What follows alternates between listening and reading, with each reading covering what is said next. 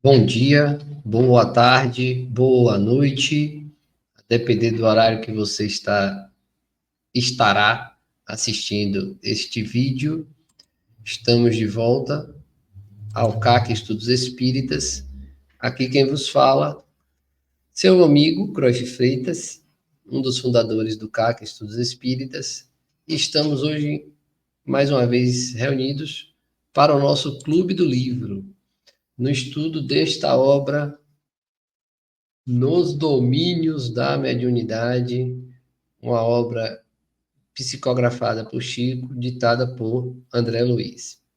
E hoje nós vamos fazer a leitura com alguns comentários do capítulo 8 dessa obra, Psicofonia Sonambúlica.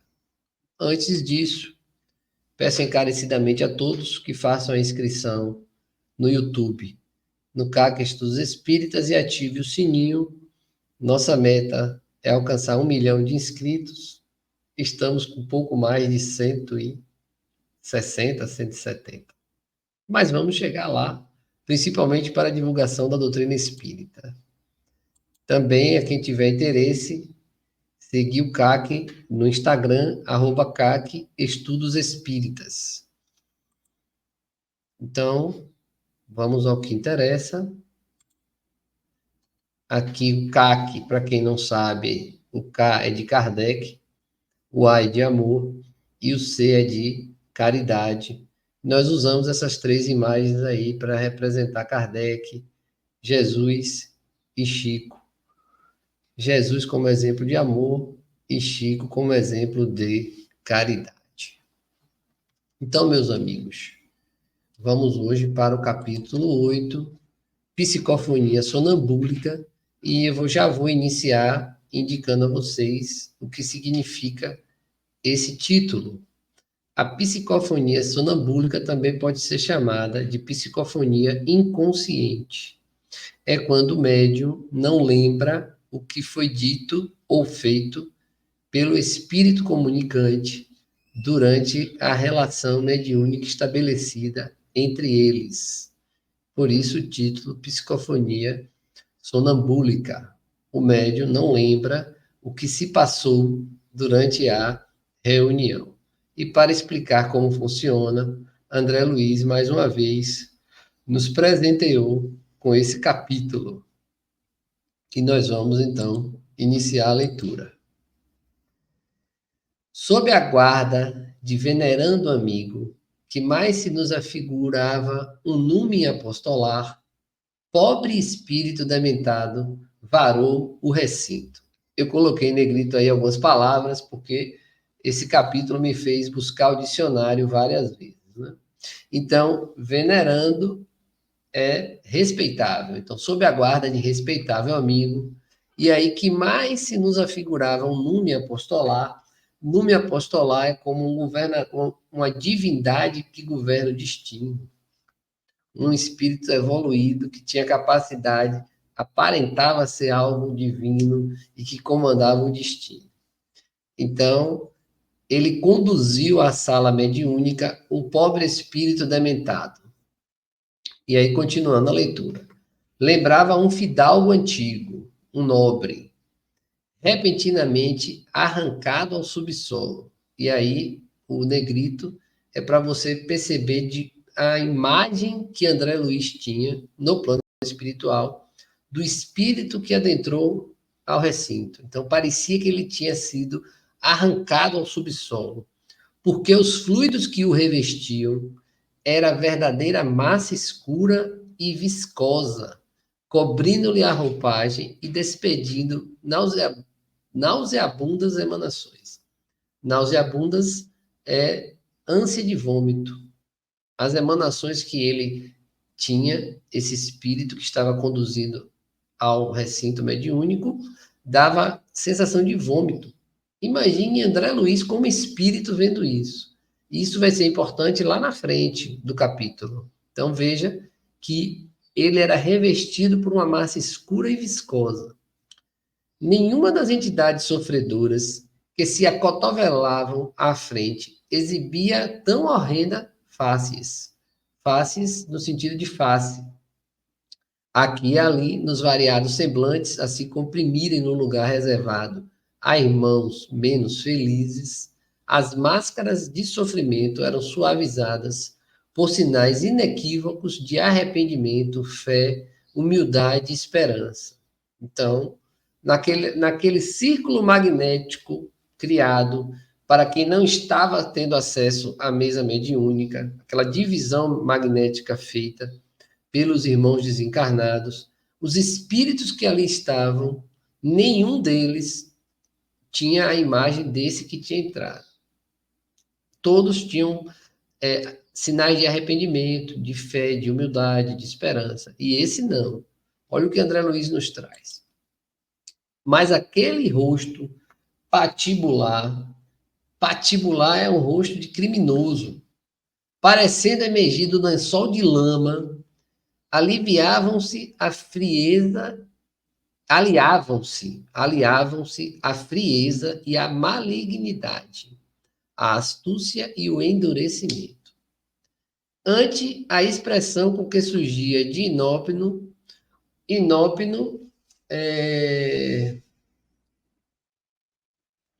não sei onde eu olhei inópino, vou procurar aqui, só um instante. Fiquem comigo, lembrando a vocês que o CAC não tem edição de vídeo, né? Inópino que acontece de forma súbita. Então, que surgia de forma súbita, os próprios espíritos perturbados recuaram receosos. Então, vejam que os espíritos em sofrimento que estavam naquele ambiente, até eles, diante daquela figura que entrou, se afastaram. Na destra, o estranho recém-chegado trazia um azorrague que tentava estalar, ao mesmo tempo em que proferia estrepitosas exclamações. Azorrague é como se fosse um chicote, isso mesmo, como se fosse um chicote com várias tiras. E estrepitosas eram estrondosas exclamações. E aí esse irmão, esse espírito, ele começa a falar: quem me faz chegar até aqui contra a minha vontade? Opa, veja que ele está ali contra a vontade dele. Bramia semiafônico, ele quase não tinha voz. Covardes, por que me segregarem assim? Onde estão os abutres que me devoraram os olhos?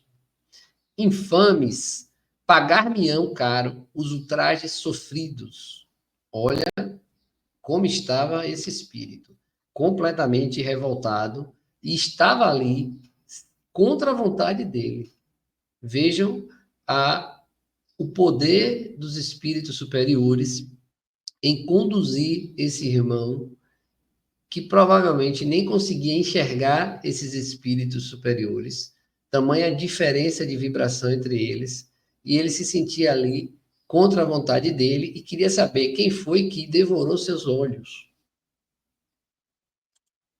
E evidenciando o extremo desequilíbrio mental de que se fazia portador, continuava em rude tom de voz. Quem disse que a malfadada Revolução dos Franceses terá reflexos no Brasil? A loucura de um povo não pode alastrar-se a toda a terra. Os privilégios dos nobres são invioláveis. Vêm dos reis, que são indiscutivelmente os escolhidos de Deus. Defenderemos nossas prerrogativas, exterminando a propaganda dos rebeldes e regicidas. Regicidas são os assassinos dos reis. Ao tempo da Revolução Francesa, os reis eram guilhotinados, perdiam a cabeça, e provavelmente esse espírito estava encarnado no final do século XVIII. E aí ele continua: venderei meus escravos alfabetizados, nada de panfletos e comentários da rebelião. Como produzissem um chicote no lombo. Lembra que ele estava segurando um chicote quando entrou? Cativos são cativos, senhores são senhores. E todos os fujões e criminosos conhecerão o peso dos meus braços. Matarei sem piedade. 5 troncos de suplício. 5 troncos. Eis aquilo de que necessito para refazer a nossa tranquilidade. Então, na cabeça desse espírito, vejam que ele estava desencarnado.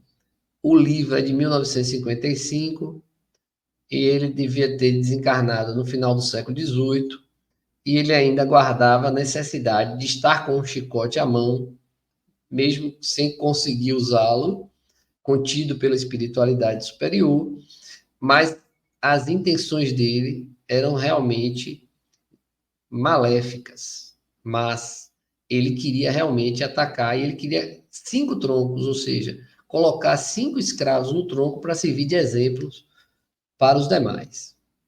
Continuando. E aí, Aulus começa a explicar a André Luiz e a Hilário, nossos personagens principais. Foi um fazendeiro desumano. Desencarnou nos últimos dias do século XVIII, mas ainda conserva a mente estagnada na concha do próprio egoísmo. Nada percebe por enquanto, senão os quadros interiores criados por ele mesmo, constando de escravos, dinheiro e lucros da antiga propriedade rural em que enterrou o pensamento, convertendo-se hoje em vampiro inconsciente de almas reencarnadas que lhe foram queridas no Brasil colonial. Aqui importa chamar a atenção que esse espírito, ele estava ainda preso às questões da matéria, óbvio, mas vejam, ele estava vampirizando de forma inconsciente pessoas encarnadas, reencarnadas, mas que tinham vivido com ele durante o Brasil colonial, lá no final do século XVIII, quando ele desencarnou. Então, vejam que a assistência está sendo dada a um irmão desencarnado, mas o benefício vai também para esses reencarnados que estavam se libertando dessa vinculação maléfica. Com todo o respeito que devemos à fraternidade, podemos dizer que ele nada mais fora que desapiedado algoz dos infortunados cativos que lhe caíam sob o guante de ferro. Guante de ferro. Guante é uma luva, como uma luva de ferro. Então, ele foi um fazendeiro daquele período, provavelmente com descendência portuguesa, e ele tinha a capacidade de matar seus escravos, machucar, punir. Então, ele era detentor de vastíssimo latifúndio, possuía consigo larga legião de servidores que lhe conheceram de perto a tirania e a perversidade. Aí agora André Luiz entra. Valendo-me de pausa espontânea, fitei o rosto do triste recém-chegado com mais atenção, reconhecendo que os seus olhos, embora móveis, quanto os de um felino, estavam vidrados, mortos. Então, André Luiz teve aquela primeira impressão horrível dele, como se tivesse sido retirado do subsolo, da lama, tamanho os fluidos grotescos que o envolviam, mas olhando com calma agora, ele viu que os olhos dele eram vidrados, como se ele estivesse morto. Ia apontar para aquelas órbitas inexpressivas, quando o instrutor, Aulus, adivinhando-me o impulso, acrescentou. E aí Aulus continua contando como era esse homem encarnado, né? Esse espírito encarnado. Odiava os trabalhadores que lhe fugiam às garras e, quando conseguia arrebatá-los ao quilombo, não somente os algemava aos troncos de martírio, mas queimava-lhes os olhos, reduzindo-os à cegueira para escarmento das senzalas. Escarmento era punição, castigo. Alguns dos raros quilombolas que resistiam à morte eram sentenciados, depois de cegos, às mandíbulas de cães bravios, de cuja sanha não conseguiam escapar. Então vejam a capacidade desse espírito, quando encarnado, a capacidade não, né? A capacidade de fazer o mal. Ele, além de colocar no tronco, além de buscar os cativos no quilombo, que estavam fugindo dele, além de tudo isso, de bater, de espancar, ele queimava os olhos dos encarnados. Imagine, nós sabemos que durante o período da escravidão, os senhores, os fazendeiros, donos de escravos, enxergavam esses irmãos nossos como coisas. Eles não eram vistos como pessoas.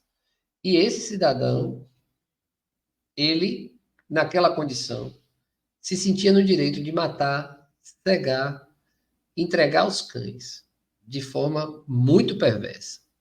Vejam que, ao desencarnar, ele ficou durante mais de um século, provavelmente, ao nosso tempo, claro, que para os espíritos isso se passa de uma forma diferente, em sofrimento. E neste sofrimento dele, ele vampirizava encarnados com quem teve afinidade. Seguimos. Continua Aulus explicando a André Luiz e Hilário. Com semelhante sistema de repressão, instalou o terror em derredor dos seus passos, granjeando então fama e riqueza. Contudo, veio a jornada inevitável do túmulo. E nessa fase nova, não encontrou senão desafetos a se levantarem junto dele na feição de temíveis perseguidores. Muitas vítimas de alma branda lhe haviam desculpado as ofensas, mas outras não conseguiram a força para o perdão espontâneo e converteram-se em vingadores do passado, a lhe cumularem o espírito de aflitivo pavor, emaranhado nas teias da usura e fazendo do ouro o único poder em que acreditava, nem de leve se sentiu transportado de um modo de vida para outro através da morte. Olha que lição fantástica. Ele desencarnou e nem percebeu que desencarnou. Para ele, ele continuava encarnado. Ele continuava na matéria. Mas fora do corpo físico, ele perdeu todo o poder que tinha, óbvio, e ele passou a ser atacado pelas vítimas que ele matou. Algumas, olha o estado desses espíritos, conseguiram perdoar ele. Que bonito. Mas outros, não. E nesse sentido, eles passaram a atingi-lo, porque ele não tinha mais o poder que tinha na matéria. Ele, destituído do seu corpo físico, da sua condição de encarnado, passou então a ser atacado no perispírito e passou a sofrer e padecer coisas terríveis também. Alguns podem até dizer, começou a colher o que plantou, porque a morte é inevitável. Aí, olhe como ele estava se vendo. Cresce num cárcere de trevas, atormentado pelos escravos, prisioneiro das próprias vítimas. O jogo virou, né? Ele maltratava os encarnados e, na condição de desencarnado, ele passou a ser o maltratado. Vive, assim, entre a desesperação e o remorso, martirizado pelas reminiscências das flagelações que decretava e hipnotizado pelos algozes de agora, os desencarnados que ainda queriam vingança, dos quais no pretérito foi verdugo, foi quem causou o mal, vê-se reduzido à extrema cegueira, por se lhe desequilibrarem no corpo espiritual as faculdades da visão. Então, a mesma coisa que ele fez com seus escravos, quando encarnado, no corpo físico dos escravos, os escravos desencarnados ficaram só esperando por ele para fazer a mesma coisa, só que agora no corpo espiritual, que é o perispírito. É a colheita obrigatória. Se você plantar, você colhe. Então, o cuidado tem que ser com aquilo que estamos plantando. Enquanto se nos alongava o entendimento, o infeliz foi situado junto de Dona Celina. Para quem não lembra, lá no início do livro, no capítulo sobre equipagem mediúnica, salvo engano, nós apresentamos a equipe. E Dona Celina foi apresentada como uma senhora distinta e um dos melhores equipamentos mediúnicos do grupo, entre os encarnados. E aí eu coloquei em negrito o que André Luiz sentiu. A medida impressionou-me desfavoravelmente. Então, pegar aquele cidadão que chegou todo provocando nauseabundas, provocando uma sensação de arrepio, de afastamento dos próprios espíritos que estavam ali naquele ambiente, já em sofrimento, e cercado de fluidos perniciosos, quando ele viu que estavam aproximando de Dona Celina, ele disse: por que Celina? Logo, Dona Celina, o melhor instrumento da casa, é quem deveria acolher o indesejável comunicante? Reparei-lhe a luminosa auréola, contrastando com a vestimenta pestilencial do forasteiro, e deixei-me avassalar por incoercível temor. Ele ficou tenso, apavorado, temeroso por Dona Celina. Semelhante providência não seria o mesmo que entregar uma harpa delicada às patas de uma fera? Olha que comparação André Luiz fez. Entregar um instrumento de corda, né? Uma harpa, a pata de uma fera. Aulus, porém, Deus se pressa em explicar-nos. Acalme-se. O amigo dementado penetrou o templo com a supervisão e o consentimento dos mentores da casa. Ponto. Olha que informação preciosa. Ele só estava ali porque tinha a supervisão e o consentimento dos mentores da casa. Por isso que Aulus disse: fiquem tranquilos. Porque vocês acham que só existe esse espírito nessa condição? É óbvio que não. Mas que para estar na reunião mediúnica, para estar no ambiente mediúnico, eles precisam ser autorizados. Muitas vezes eles são levados. Vou relembrar aqui que esse espírito chegou perguntando: por que estou aqui contra a minha vontade? Então, o ambiente mediúnico é um ambiente protegido. Protegido. Quanto aos fluidos de natureza deletéria, não precisamos temê-los. Recuam instintivamente ante a luz espiritual que os fustiga ou desintegra. Fechou. Ele vinha todo sujo, todo acabado, e ia se conectar com a irmã Celina, toda limpinha. Então, a luz que emanava de Dona Celina e dos espíritos ali presentes, quanto mais ele se aproximava, vamos imaginar aqui um banho de mangueira, mas não aquela mangueira que a gente tem em casa, que sai fraquinha, que a gente fica zangado porque não molha direito. Pense aí naquela mangueira do corpo de bombeiros para apagar um incêndio num prédio, aquele jato fortíssimo para lavar um carro, apagar uma chama.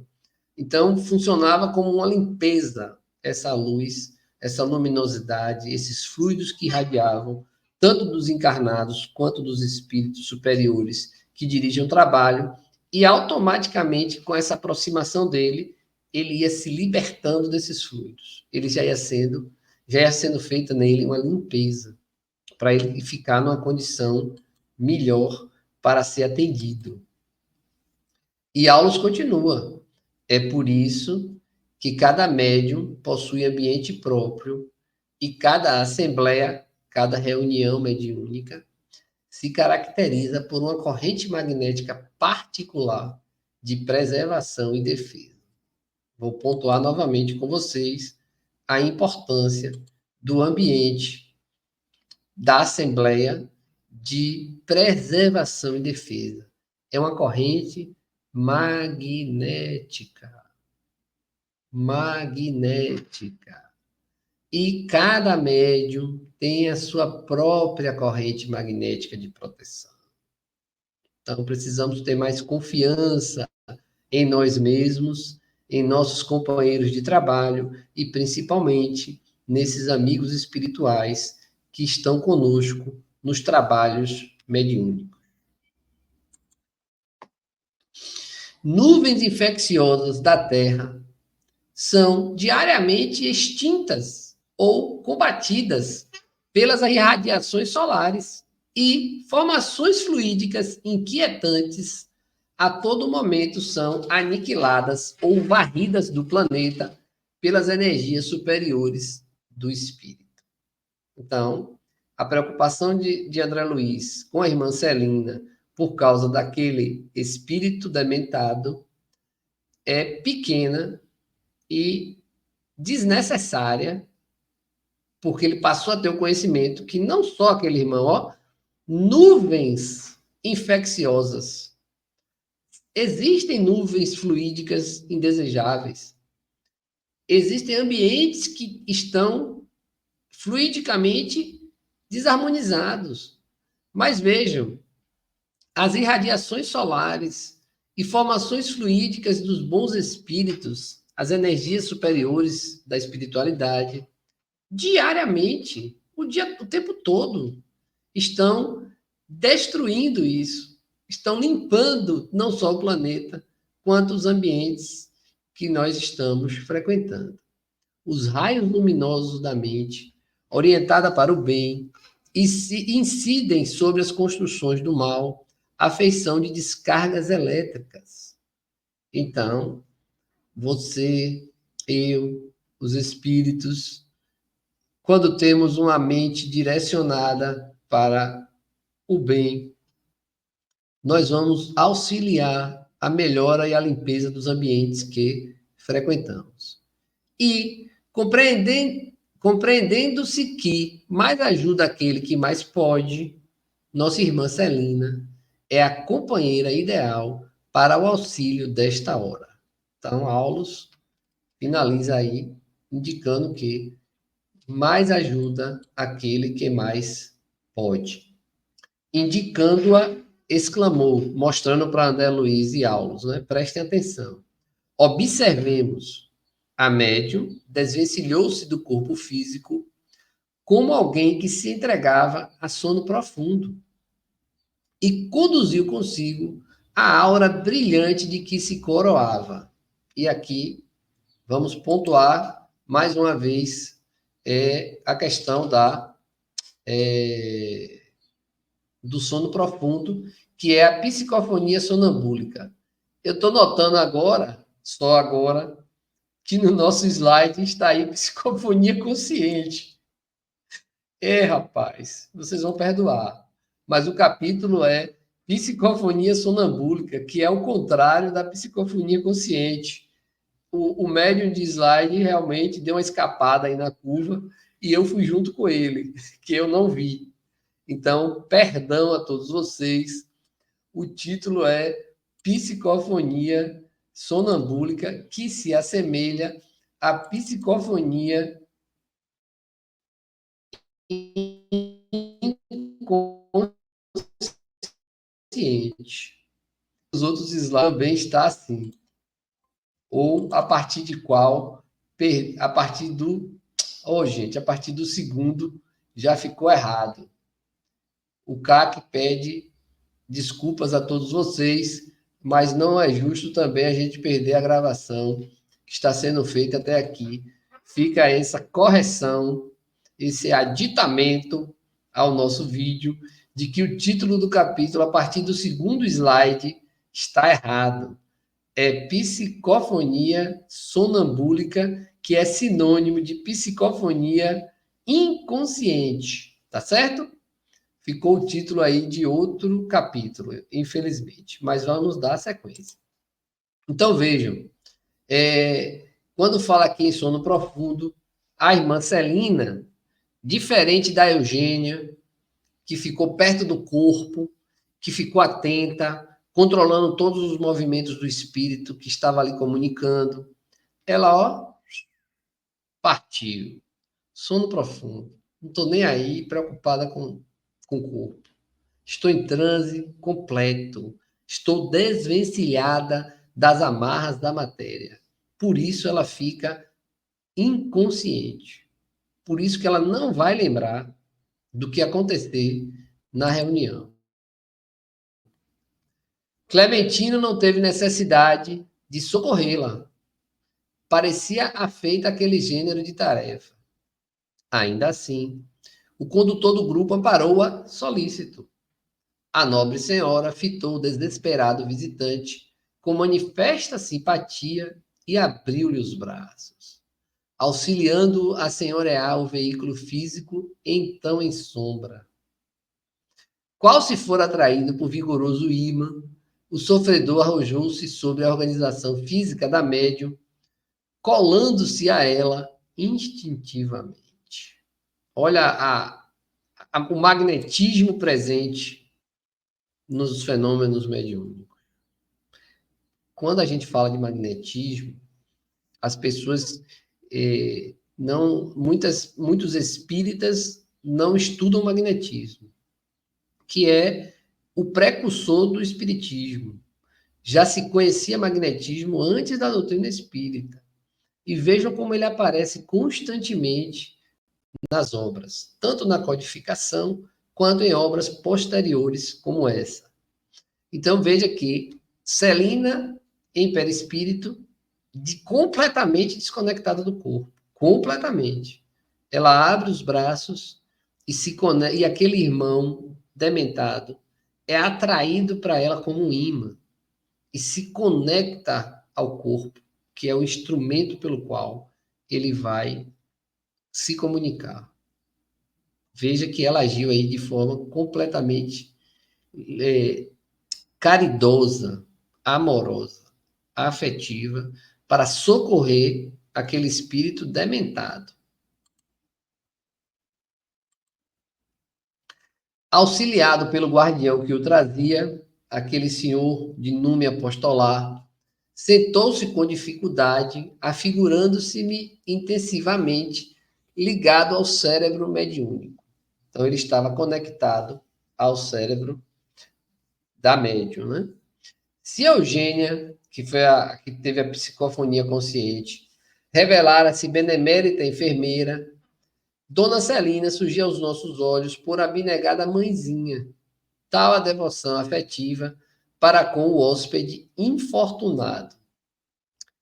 Dela partiam fios brilhantes a envolvê-lo inteiramente, e o recém-chegado, em vista disso, não obstante senhor de si, demonstrava-se criteriosamente controlado. Assemelhava-se a um peixe em furiosa reação entre os estreitos limites de um recipiente que em vão procurava dilacerar. Projetava de si estiletes de treva que se fundiam na luz com que Celina alma o rodeava delicada. Então veja que ele estava se debatendo como um peixe num copinho. E ele estava furioso e as emanações dele eram estiletes. Só que esses estiletes eram envolvidos pelos fluidos de Celina e se perdiam. Tamanha a delicadeza e o afeto dessa médium que estava completamente desenvolvida e educada para o trabalho. Ele, o espírito dementado, tentava gritar impropérios, mas debalde, não conseguia.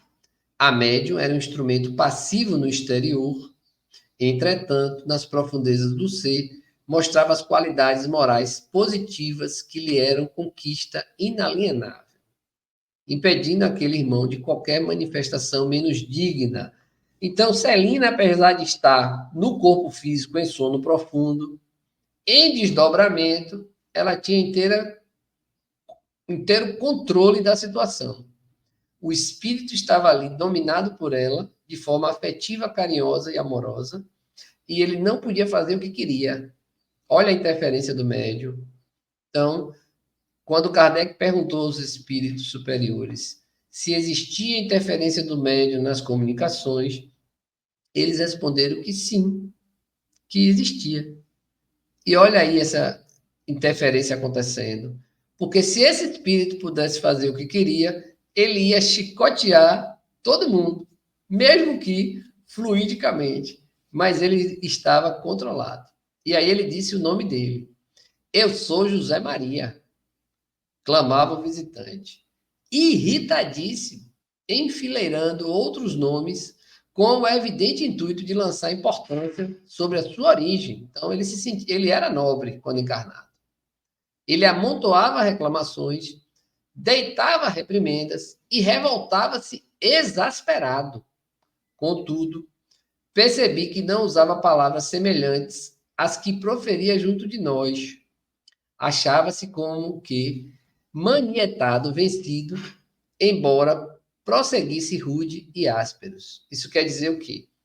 Desencarnado, no plano espiritual, André Luiz ouvia palavras dele que, conectado ao médium, ele não conseguia pronunciar. Olha o controle da irmã Celina. Ele não usava as mesmas palavras que estava falando como espírito errante, porque conectado ao médium, o médium não ia permitir, porque isso perturbaria a reunião mediúnica. Aparecia tão completamente implantado na organização fisiológica da medianeira, da médium, tão espontâneo e tão natural, que não só pitei as perguntas a me escorrerem céleres do pensamento. Ele não se controlou e perguntou logo. A mediunidade falante, psicofônica, em Celina era diversa? Eugênia e ela se haviam desligado da veste carnal durante o trabalho. Então, André Luiz lembrou, ó, Eugênia também se separou do corpo, em perispírito. E aí ele continua. Por que a primeira se mantivera preocupada, qual enfermeira inquieta, enquanto que a segunda parecia devotada tutora do irmão dementado, seguindo-o com cuidados de mãe? Por que numa delas a expectação atormentada e na outra a serena confiança? Olha ele comparando as duas trabalhadoras, a Eugênia de psicofonia consciente, a Celina de psicofonia sonambúlica ou inconsciente. Veja que a Eugênia estava ali numa expectação atormentada, como se estivesse assim, eu tenho que fazer meu trabalho direito. E a Celina de prega, de boa, estou no controle, já sei como é que eu faço, tenho bons fluidos, não preciso ficar nervosa, tranquilona. Vamos ver.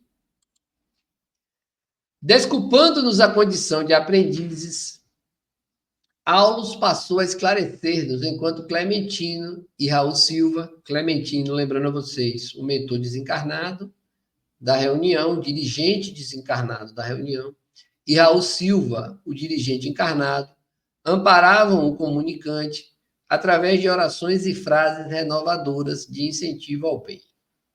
E aí Aulus vai explicar André Luiz e Hilário. Celina explicou bondoso. É sonâmbula perfeita. Olha a diferença dela para Eugênia. A psicofonia, em seu caso, se processa sem necessidade de ligação da corrente nervosa do cérebro mediúnico à mente do hóspede que o ocupa. A espontaneidade dela é tamanha na cessão de seus recursos às entidades necessitadas de socorro e carinho, que não tem qualquer dificuldade para desligar-se de maneira automática do campo sensório, ou seja, do corpo físico, perdendo provisoriamente o contato com os centros motores da vida cerebral. Ela dizia assim, ó, toma aí, pode usar, é teu. Claro que ela mantinha o controle, mas ela deixava à vontade. Pode usar, sabe? Vamos imaginar que você tem um carro. E aí, seu irmão, aquele irmão barbeiro que você tem, eu tenho um, fala assim: tu me presta teu carro? Aí, se fosse o carro de Eugênia, Eugênia ia emprestar o carro, mas ia ficar com medo, porque sabe que aquele irmão não pode ver um buraco que cai. Então, ela empresta o veículo, que é o corpo físico, sabendo que tensa, aquele irmão pode cair no buraco. Já Celina, que também tem carro, e que tem um irmão que cai no buraco, um beijo, meu irmão, ela entrega o carro, já sabe que o irmão cai no buraco, ela sabe que não vai ter problema com o carro, e que se precisar, vai voltar ao estado normal, quando voltar para a mão dela, e ela diz, pode ir, e fica despreocupada. Passa o restante do tempo em que o carro está com o irmão, tranquilona. A diferença é mais ou menos essa. Eu espero que minha cooperação tenha sido boa e espero que meu irmão não se zangue. Aulus continua. Sua posição medianímica é de extrema passividade, ou seja, ela está completamente inconsciente. Por isso mesmo, revela-se o comunicante mais seguro de si. O espírito dementado, ele se revela mais seguro de si na exteriorização da própria personalidade. Então veja que ele se mostra como aquele fazendeiro nobre e que dominava seus escravos.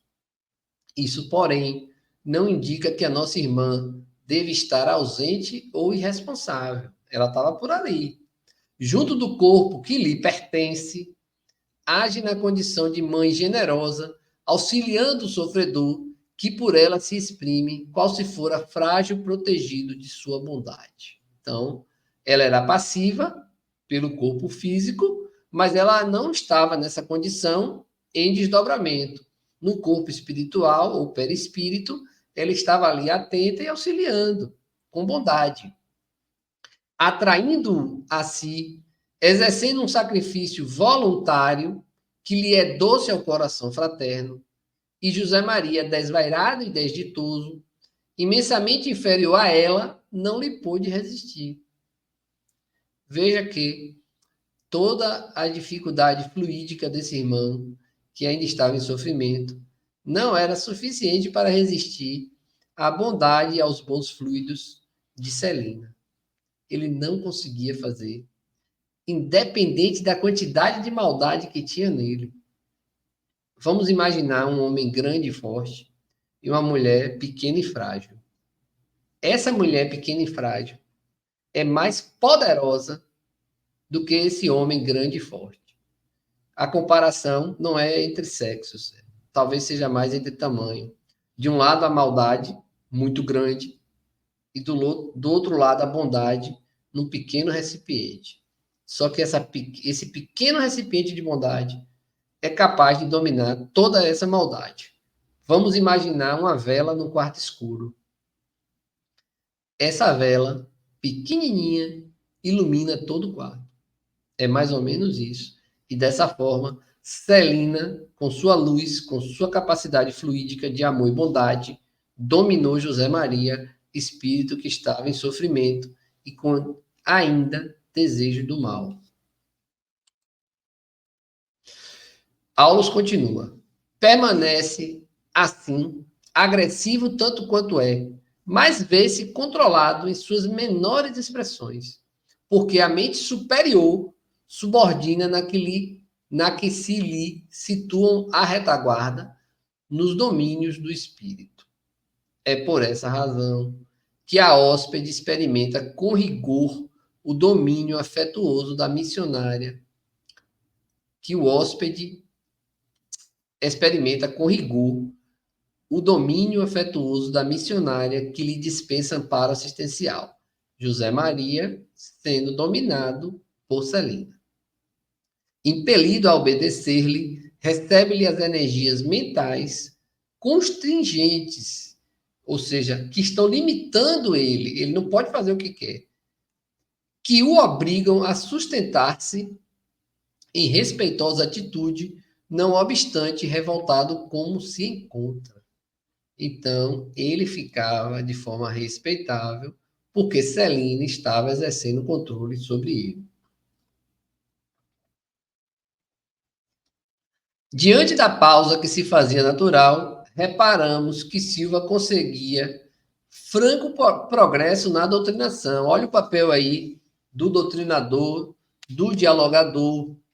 Então, Raul Silva estava conseguindo progredir falando com José Maria. O ex-tirano rural começava a assimilar algumas restas de luz. Hilário, contudo, provocou a continuidade da lição, perguntando. Apareceu Hilário, eu já gosto de Hilário. Embora seja precioso auxiliar, como vemos, não se lembrará Dona Celina das palavras que o visitante pronuncia por seu intermédio? Então, a psicofonia sonambúlica ou inconsciente faz com que o médium não se lembre. Mas Aulos responde: se quiser, poderá recordá-las com esforço, mas na situação em que se reconhece, não vê qualquer vantagem na retenção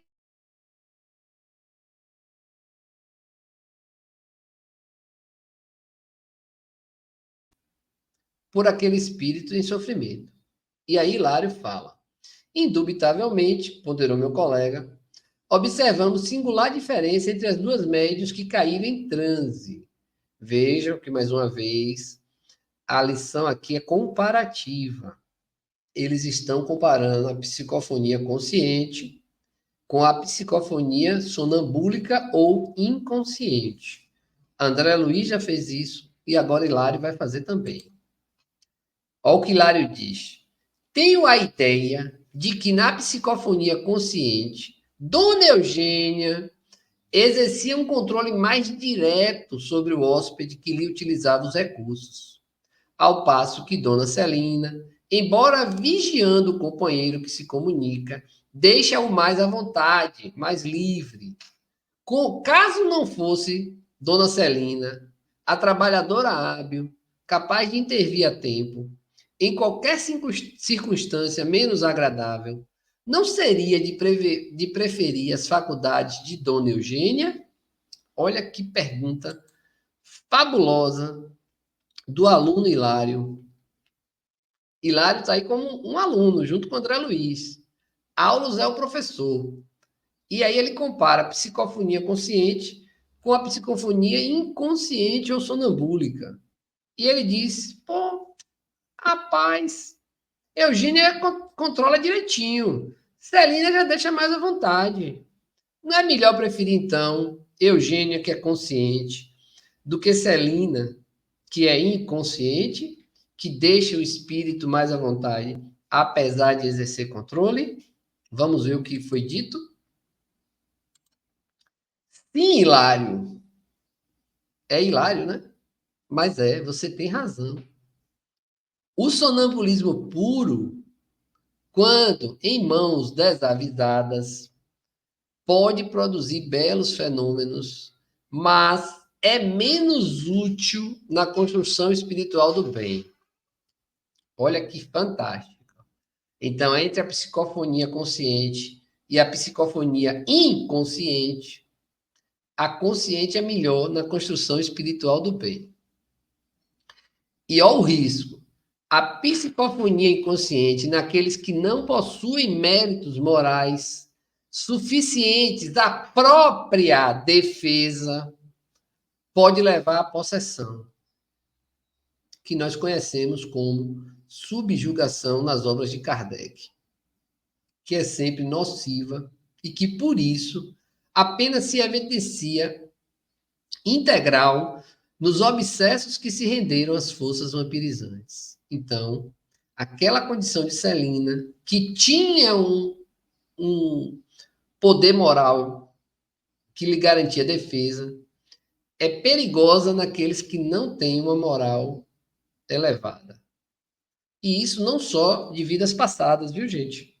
Isso também da vida atual.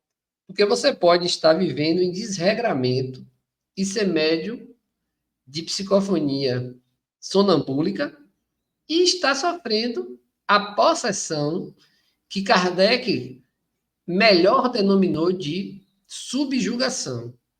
E eu vou aproveitar para explicar por quê.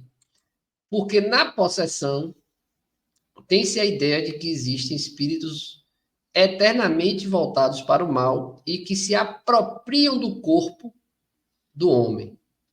E na subjugação, Kardec esclarece que não existe o espírito tomar o corpo do outro.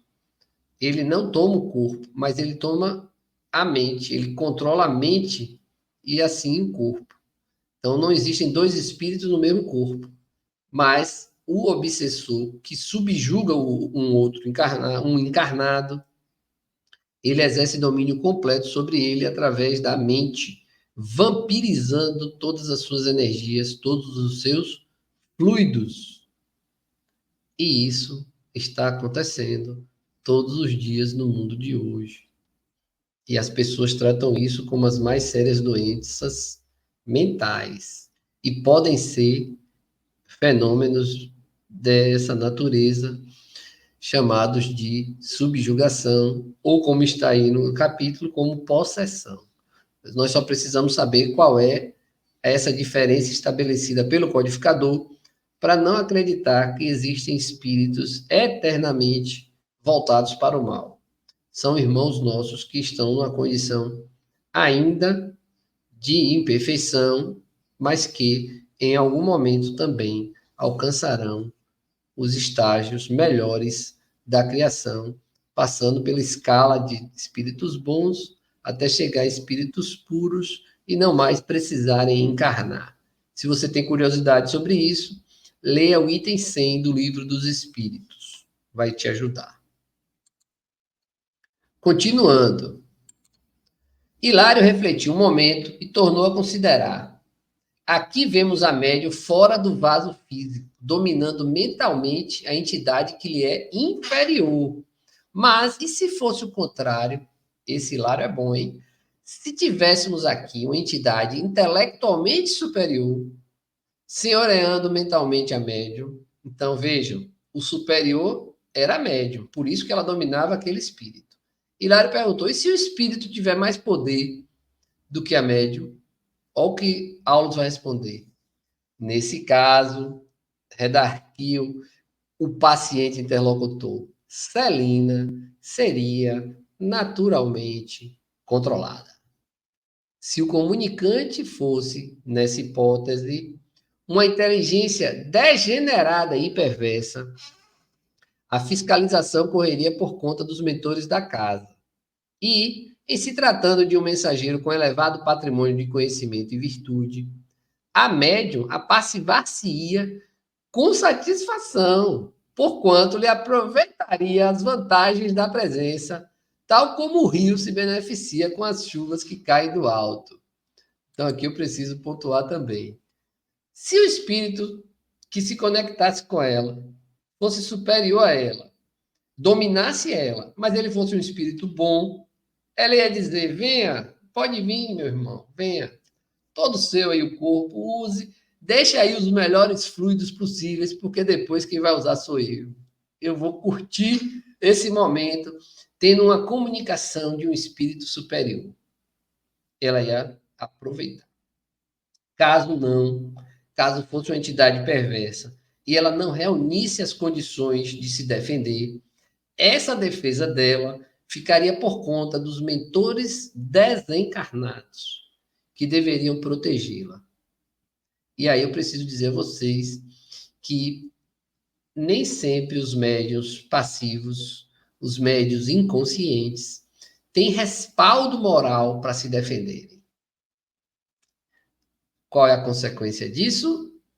O padecimento em subjugações e até mesmo em doenças físicas, porque eles são constantemente atacados por esses espíritos, como disse o nosso capítulo, dementados. ou voltados para o mal. Vejam, mediunidade é algo muito sério. O estudo da mediunidade é algo muito sério. E as pessoas dizem, eu não quero saber disso. Tem um jeito de eu me livrar? É orgânico. Se você tem, vai ter que estudar, aprender e desenvolver e educar.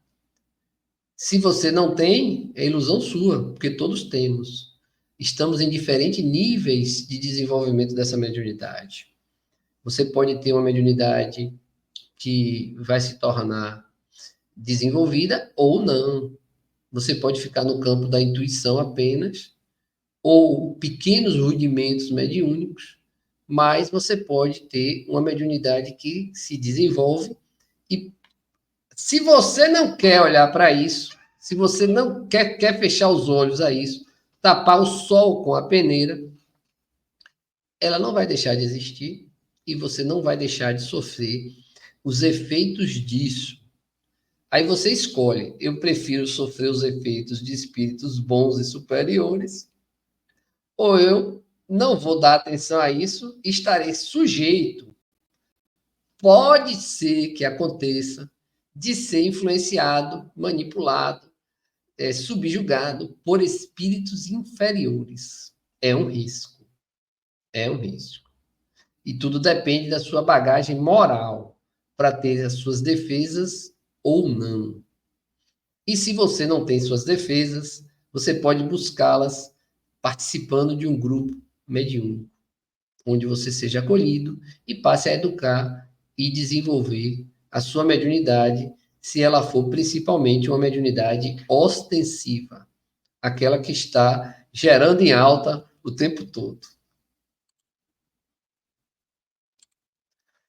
O instrutor ia continuar, mas Clementino solicitou-lhe o concurso para a remoção de José Maria, que, algo renovado, principiava a aceitar o serviço da prece, chegando mesmo a atingir a felicidade de chorar. Veja, ele atingiu a felicidade de chorar. E Aulus foi ajudar para ele ser removido dali. Nosso orientador, Aulus, passou a contribuir na assistência ao visitante, que foi novamente entregue ao amigo paternal que o trazia, a fim de internar-se em organização socorrista distante. Acabamos aqui o capítulo sabendo que José Maria foi encaminhado para uma das colônias do plano espiritual ou para um dos hospitais do plano espiritual, onde foi acolhido para tratamento. E desejo a todos vocês bons estudos e até o nosso próximo capítulo, capítulo 9. Um abraço fraterno e até a próxima.